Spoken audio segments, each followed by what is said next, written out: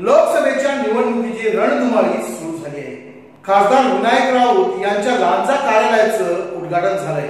या उद्घाटनाला खास करून भाजप व शिवसेनेचे सर्व कार्यकर्ते एकत्र आले होते। लोकसभेची सार्वत्रिक निवडणूक 2019 खासदार विनायक राऊत यांच्या लांजा तालुका संपर्क कार्यालयाचे उद्घाटन पार पडले। यावेळी आमदार राजन साळवी यांनी विनायक राऊत यांना लांजा राजापूर साखरपा या विधानसभा क्षेत्रातून जास्तीत जास्त भरघोस मतांनी निवडून आणू असा विश्वास दाखवला आहे।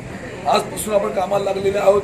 प्रत्येक आपण तालुक्यामध्ये, प्रत्येक विभागामध्ये, प्रत्येक गावामध्ये, प्रत्येक मतदारसंघामध्ये जेव्हा जाऊ तर शिवसेना भाजपाचं युतीचं एकत्रपणे आपण केलं पाहिजे अशी माझी तुमच्या अपेक्षा राहणार आहे।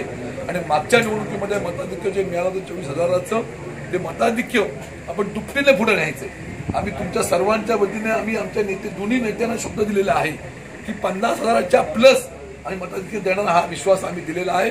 विश्वास सार्थ करायचा असेल तर तुम्ही आम्ही सर्व मंडळी हाताहातून काम केलं पाहिजे याची अपेक्षा व्यक्त करतो। आणि नक्की मला खात्री आहे का कोकण हा शिवसेना भाजप युतीचा बालेकिल्ला आहे। हा बालेकिल्ला तुम्ही आम्ही राखणार आहोत। गेल्या निवडणुकीमध्ये आपल्याला मताधिक्य मिळालं तर 1.5 लाखाचं मिळालं होतं।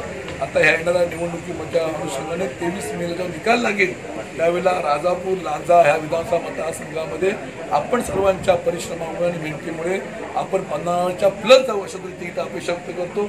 आपण सर्व मंडळी या ठिकाणी मोठ्या मनाने आलात। कुठंतरी मतभिन्नता असते ती सर्व दूर ठेवून आपण खऱ्या अर्थाने आजपासून कामाला लागलेले आहोत। आपल्या सर्व दोन्ही असलेल्या मंडळींना मदतपूर्वक रत्नागिरी भाजपा जिल्हा अध्यक्ष बाळ माने यांच्या सूचनेनुसार लांजा तालुक्यातील सर्व भाजपा कार्यकर्ते एकत्र आले होते। येणाऱ्या निवडणुकीला विनायक राऊत यांना निवडून आणू असा विश्वास देखील भाजपाच्या उल्का विश्वासराव यांनी देखील व्यक्त केलाय।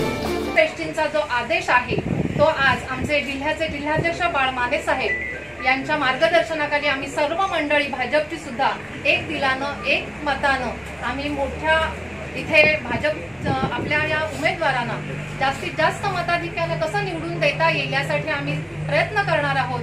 अर्थातच आपल्यामध्ये मतमतांतर होती पण आपल्याला सगळ्यांना माहित आहे एकाच कुटुंबामध्ये सुद्धा अनेक ठिकाणी मतमतांतर असतात। पण जेव्हा कुटुंब प्रमुख जो असतो तो ह्याच्यामध्ये सांगड घालतो आणि आपल्याला एका कुटुंब प्रमुखाने जेव्हा आपण सांगतो तेव्हा आपण सगळेजण तो आपला आदेश आहे असं म्हणून आपण सर्वजण कामाला लागतो।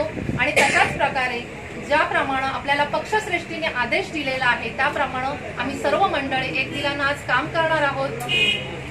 रत्नागिरी सिंधुदुर्ग लोकसभेच्या निवडणुकीत शिवसेनेसोबत भाजप, रिपाई व रासप महायुती असून या सर्वांनी खासदार विनायक राऊत यांना निवडून आणण्याचा निर्धार केलाय। Bureau report, Konkan live, Lanja.